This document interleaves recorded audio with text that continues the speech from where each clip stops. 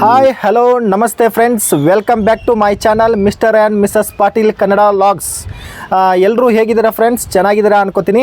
ಇವತ್ತಿನ ವಿಡಿಯೋ ವಿಶೇಷತೆ ಏನಪ್ಪ ಅಂದರೆ, ಈಗ ಈ ಹುಬ್ಬಳ್ಳಿಯಲ್ಲಿ ನಾವು ನಮ್ಮ ಮನೆ ಇರುವಂಥ ಪ್ಲೇಸ್ ಬಂದು ಬನಶಂಕರಿ ಬಡಾವಣೆ ಅಂದ ತಕ್ಷಣ ಬನಶಂಕರಿ ದೇವಸ್ಥಾನ ಇಲ್ದಿದ್ರೆ ಹೇಗೆ ಅನ್ಕೋತೀರಲ್ವಾ? ಹೌದು, ನಾನೀಗ ನಿಮ್ಗೆ ತೋರಿಸ್ತಾ ಇರೋ ದೇವಸ್ಥಾನ ಬಂದು ನಮ್ಮ ಮನೆ ಪಕ್ಕದಲ್ಲೇ ಲೊಕೇಟ್ ಆಗಿರುವಂತಹ ಬನಶಂಕರಿ ದೇವಸ್ಥಾನ. ಫ್ರೆಂಡ್ಸ್, ಈ ದೇವಸ್ಥಾನ ಬಂದು ನೀವು BUB ಕಾಲೇಜಿಂದ ಬರೋದಾದರೆ 1 ಕಿಲೋಮೀಟರ್ ಡಿಸ್ಟೆನ್ಸ್ ಆಗುತ್ತೆ.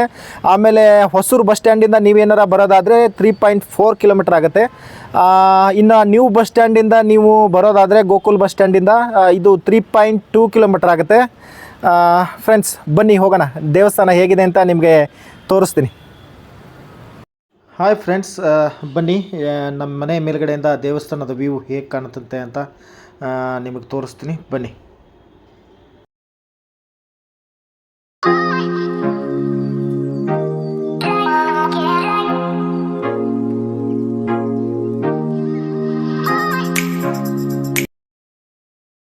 ಹಾಯ್ ಫ್ರೆಂಡ್ಸ್, ಈಗ ನೀವು ನೋಡ್ತಿರೋ ಮನೆ ಬಂದು ನಾವು ಹುಬ್ಳಿಲಿ ವಾಸವಾಗಿರುವಂತಹ ಬಾಡಿಗೆ ಮನೆ.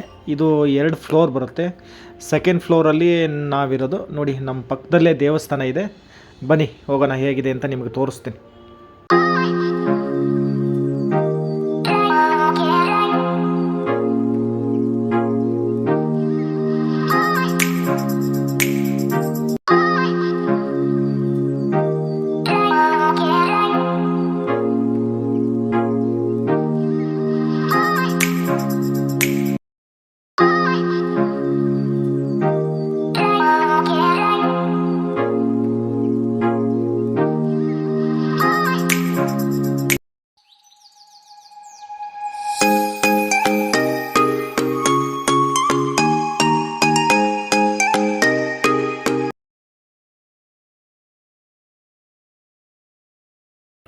ಫ್ರೆಂಡ್ಸ್, ಬನ್ನಿ ಒಳಗಡೆ ಹೋಗೋಣ. ನಿಮಗೆ ಎಲ್ಲ ಅಮ್ಮನವ್ರ ದರ್ಶನ ಮಾಡಿಸ್ತೀನಿ. ಬನ್ನಿ ಹೋಗೋಣ. ಇವರು ನೀವು ನೋಡ್ತಿರೋದು ದೇವಸ್ಥಾನದ ಅರ್ಚಕರು. ನೋಡಿ, ಇಲ್ಲಿ ಫಸ್ಟು ಸ್ಟಾರ್ಟಿಂಗ್ ಎಂಟ್ರೆನ್ಸಲ್ಲೇ ನಿಮಗೆ ಆಂಜನೇಯ ನೋಡೋಕ್ಕೆ ಸಿಗ್ತಾನೆ.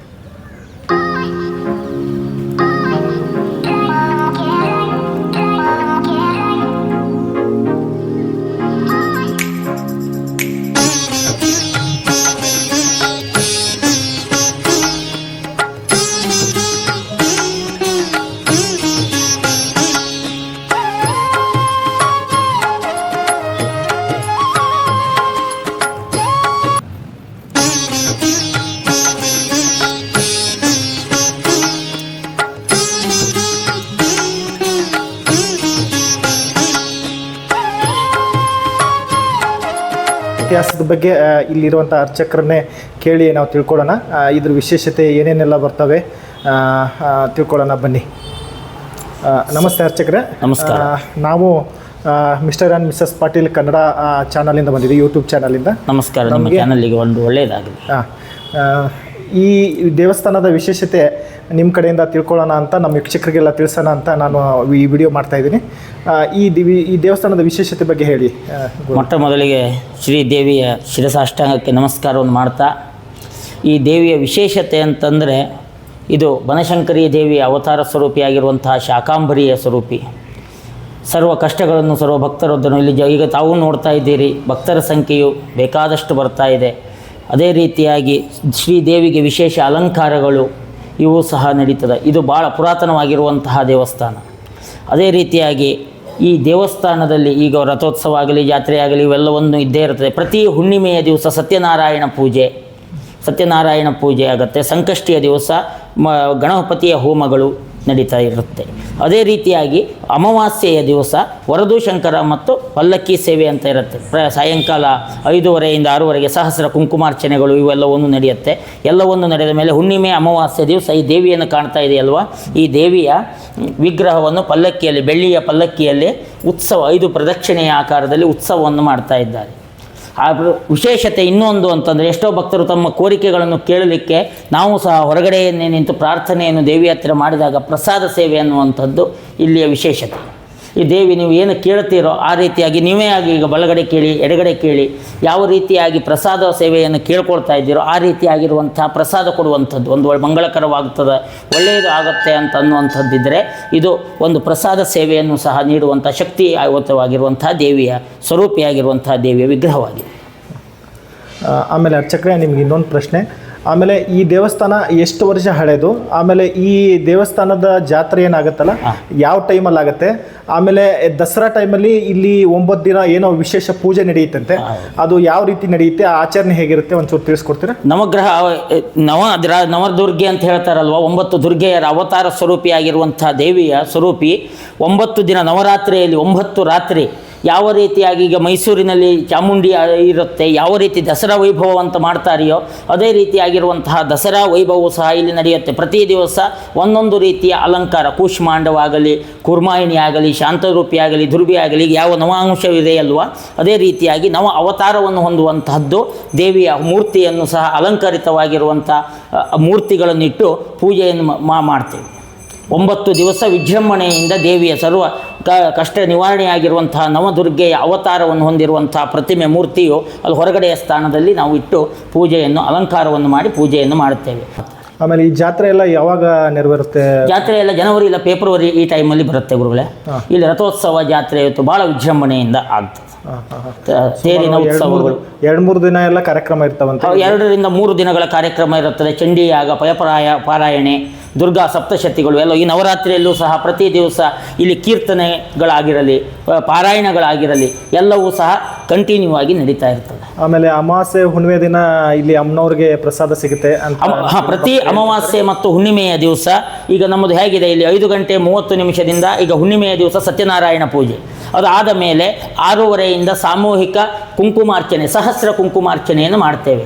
ಶ್ರೀದೇವಿ ಅನ್ನೋದು ಇಟ್ಟುಬಿಟ್ಟು ಸಾಮೂಹಿಕ ಸಹಸ್ರ ಕುಂಕುಮಾರ್ಚನೆಯನ್ನು ಮಾಡ್ತೇವೆ. ಅದಾದ ಮೇಲೆ 7:25 ಅಥವಾ 7:30 ಸರಿಯಾಗಿ ಈ ವಿಗ್ರಹ ಏನು ಕಾಣ್ತಾ ಇದೆ ತಮ್ಮ ಮುಂದೆ, ಈ ವಿಗ್ರಹ ಶ್ರೀದೇವಿಯ ಬೆಳ್ಳಿಯ ವಿಗ್ರಹ. ಈ ಬೆಳ್ಳಿಯ ವಿಗ್ರಹವನ್ನು ಅಲಂಕರಿತ ಭೂಷಣವಾಗಿ ಪಲ್ಲಕ್ಕಿಯ ಹೊರಗಡೆ ಇಟ್ಟು ಅಲಂಕಾರವನ್ನು ಮಾಡ್ತಾರೆ. ಬೆಳ್ಳಿಯ ಪಲ್ಲಕ್ಕಿಯಲ್ಲಿ ಆ ದೇವಿಯ 5 ಮೆರವಣಿಗೆ ಅಂದರೆ 5 ಸಲ ಪ್ರದಕ್ಷಿಣಾಕಾರದಲ್ಲಿ ಘಂಟಾ ವೇದ ಘೋಷದಿಂದ ಶ್ರೀದೇವಿಯ ಪಲ್ಲಕ್ಕಿ ಉತ್ಸವವು ನಡೀತದೆ. ಅದು ಆದ ನಂತರ ಮಹಾಮಂಗಳಾರತಿ, ಶ್ರೀದೇವಿಗೆ ಮಹಾಮಂಗಳಾರತಿ ಆಗುತ್ತೆ, ಪಂಚಾರತಿ ಅಂತ ಹೇಳ್ತಾರೆ. 5 ರೀತಿಯ ಆರತಿಗಳು ನಡೀತವೆ. ಆರತಿಗಳೆಲ್ಲವನ್ನು ಮುಗಿದ ಮೇಲೆ ಹಿಂದುಗಡೆ ಎಲ್ಲರಿಗೂ ಊಟದ ವ್ಯವಸ್ಥೆ ಇದೆ, ದಾಸೋಹದ ವ್ಯವಸ್ಥೆ ಇದೆ, ಅನ್ನಪ್ರಸಾದ ವ್ಯವಸ್ಥೆಯನ್ನು ಹಮ್ಮಿಕೊಳ್ತಾರೆ ಕಮಿಟಿಯವರೆಲ್ಲರೂ ಕೂಡಿ. ಅದೇ ರೀತಿಯಾಗಿ ಈ ಬನಶಂಕರಿ ದೇವಿಯ ಸನ್ನಿಧಿಯಲ್ಲಿ, ಶ್ರೀ ಶಾಕಾಂಬರಿ ದೇವಿಯ ಸನ್ನಿಧಿಯಲ್ಲಿ ಈ ರೀತಿಯಾಗಿರುವಂತಹ ಪೂಜೆ ಪುನಸ್ಕಾರಗಳು ನಡೆಯುತ್ತದೆ. ಅದೇ ರೀತಿಯಾಗಿ ದೇವಿಯ ಈಗ ಎಡಭಾಗದಲ್ಲಿಯೇ ತಾವು ನೋಡ್ತಾ ಇದ್ದೀರಿ ಶ್ರೀ ಮಾರುತಿ ದೇವಸ್ಥಾನ, ಅಭಯಹಸ್ತ ಆಂಜನೇಯನ ದೇವಸ್ಥಾನವೂ ಸಹ ಇದೆ. ಈ ಆಂಜನೇಯ ಪ್ರತಿ ಶನಿವಾರ ದಿವಸ ಇಲ್ಲಿ ಕ್ಷೀರಾಭಿಷೇಕ, ಕುಂಕುಮಾರ್ಚನೆಗಳು ಇತ್ಯಾದಿಗಳೆಲ್ಲವೂ ಸಹ ಇಲ್ಲಿ ನಡೆಯುತ್ತದೆ. ಇದೇ ರೀತಿಯಾಗಿ ಇಲ್ಲಿ ನೋಡಿ, ಇದು ಪ್ರತಿ ನಿರಂತರ ಪೂಜೆಯನ್ನು ಯಾರ್ಯಾರು ಕೊಟ್ಟಿರ್ತಾರೆಯೋ ಅವರ ಹೆಸರನ್ನೆಲ್ಲ ಸಹ ಇಲ್ಲಿ ಮಾಡ್ತೇವೆ. ಯಾವ ಹೋಮ ಹವನಾದಿಗಳು ಏನಾದರೂ ಇದ್ದರೆ ಅದನ್ನು ಆ ಕಡೆಯಾಗಿ ಲಿಸ್ಟ್ನಲ್ಲಿ ಬೋರ್ಡಲ್ಲಿ ಹಾಕಿರ್ತೇವೆ. ಶ್ರೀದೇವಿಯ ಸಂಪೂರ್ಣ ಅನುಗ್ರಹ ಎಲ್ಲರಿಗೆ ದೊರಕಲಿ ಅಂತೇಳಿ ನವಾಂಶಗಳು ನವಧಾಂಶಗಳು ಬೇಕಾಗಿ ನವಗ್ರಹವಿದೆ. ಶ್ರೀದೇವಿಯ ಸನ್ನಿಧಿಯಲ್ಲಿ ನವಗ್ರಹ ಪೂಜೆಗಳು, ಹೋಮ ಯಾಗಶಾಲೆಗಳಿವೆ. ನವಗ್ರಹ ಪೂಜೆ, ಹೋಮ ಯಾಗಶಾಲೆಗಳು ಇರುವುದರಿಂದ ಪ್ರತಿದಿನ ಬಿಟ್ಟು ದಿನದಿಂದ ದಿನಕ್ಕಾದರೂ ಇಲ್ಲಿ ಹೋಮಗಳು, ಯಾಗಾದಿಗಳು, ಸರ್ವದೋಷ ನಿವಾರಣೆ ಮಾಡುವಂಥದ್ದು ಪೂಜೆ ಪುನಸ್ಕಾರಗಳು ನಡೀತಾ ಇರುತ್ತೆ. ತಮಗೆ ನಮ್ಮೆಲ್ಲ ವೀಕ್ಷಕರ ಕಡೆಯಿಂದ, ಆಮೇಲೆ ನಮ್ಮ ಯೂಟ್ಯೂಬ್ ಚಾನಲ್ ಕಡೆಯಿಂದ ನಿಮಗೆ ತುಂಬ ಧನ್ಯವಾದ ಈ ದೇವಿ ಬಗ್ಗೆ ತಿಳಿಸ್ಕೊಟ್ಟಿದ್ದಕ್ಕೆ. ನಮಸ್ಕಾರ. ಎಲ್ಲರಿಗೂ ಒಳ್ಳೆಯದಾಗಲಿ, ಶುಭವಾಗಲಿ. ಶ್ರೀದೇವಿಯು ಸಕಲ ಐಶ್ವರ್ಯ, ಆರೋಗ್ಯ, ಭಾಗ್ಯಗಳದ್ದೆಲ್ಲವನ್ನು ನೀಡಿ ಸಕಲರಿಗೂ ಮಂಗಳವನ್ನು ಉಂಟು ಮಾಡಿ. ನಮಸ್ಕಾರ. ಹಾಯ್ ಫ್ರೆಂಡ್ಸ್, ನೋಡಿದ್ರಲ್ಲ ದೇವಸ್ಥಾನ ಹೇಗಿದೆ, ಆಮೇಲೆ ಅದ್ರ ವಿಶೇಷತೆಗಳು ಹೇಗಿದೆ ಅಂತ ನೀವು ತಿಳ್ಕೊಂಡ್ರೆ ಅನ್ಕೋತೀನಿ. ಈ ವಿಡಿಯೋ ನಿಮ್ಗೆ ಇಷ್ಟ ಆದರೆ ಲೈಕ್ ಮಾಡಿ, ಶೇರ್ ಮಾಡಿ, ಹಾಗೆ ನಿಮ್ಮ ಅನಿಸಿಕೆಗಳನ್ನ ಕಮೆಂಟ್ ರೂಪದಲ್ಲಿ ತಿಳಿಸಿ. ತಪ್ಪದೆ ನಮ್ಮ ಚಾನಲ್ನ ಸಬ್ಸ್ಕ್ರೈಬ್ ಮಾಡಿ, ಪಕ್ಕದಲ್ಲಿರೋ ಬೆಲ್ ಬಟನ್ನ ಪ್ರೆಸ್ ಮಾಡಿ. ಯಾಕಂದರೆ ನಾನು ಯಾವುದೇ ವಿಡಿಯೋ ಹಾಕಿದರೂ ಫಸ್ಟ್ ನೋಟಿಫಿಕೇಷನ್ ನಿಮಗೆ ಬರುತ್ತೆ. Okay, bye friends.